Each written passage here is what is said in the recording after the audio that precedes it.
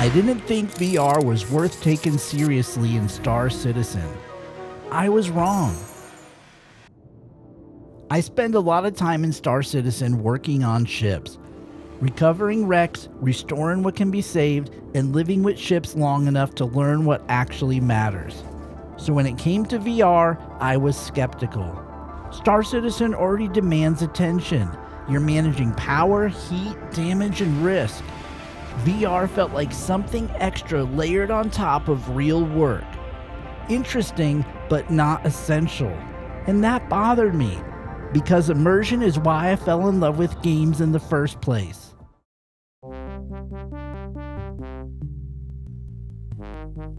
The first time I played Wolfenstein 3D on my PC back in 1992, something changed. It was the first game I'd ever played where I felt like I was inside the world. I wasn't watching a character. I felt like I was there. That feeling has a name: presence. It's the moment your brain stops reading a screen and starts reacting to a place. You stop thinking about controls and graphics, you just respond. I've been chasing that feeling ever since. So when early VR started showing up, I paid attention.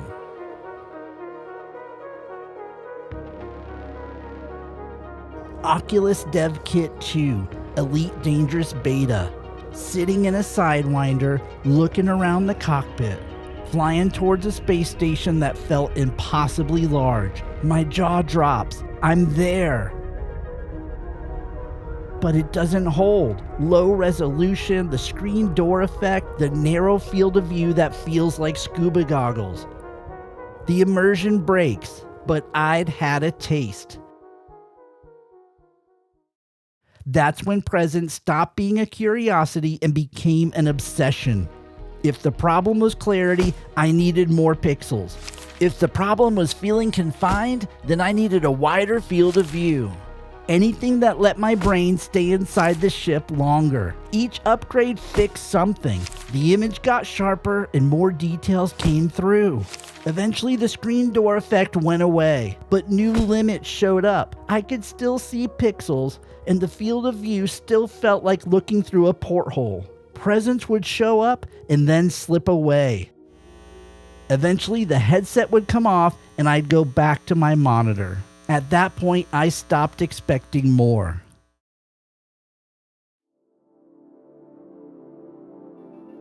I'd been chasing numbers for years. More pixels, wider field of view. But something different happened when those numbers finally crossed the line. 3840 by 3840 pixels per eye. 127-degree field of view. The pixels disappeared. The image filled my vision. And it no longer felt I was looking through scuba goggles. That was the point where presence stopped slipping away. Nothing pulls me out anymore. For the first time, I'm not just playing a space sim, I'm taking care of a machine. I'm seeing Star Citizen, not as a game, but as a place.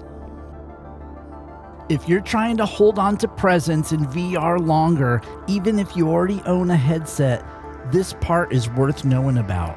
I've tried to use VR in Star Citizen, but I've taken off the headset more times than I can count. The Pimax Crystal Super changed that.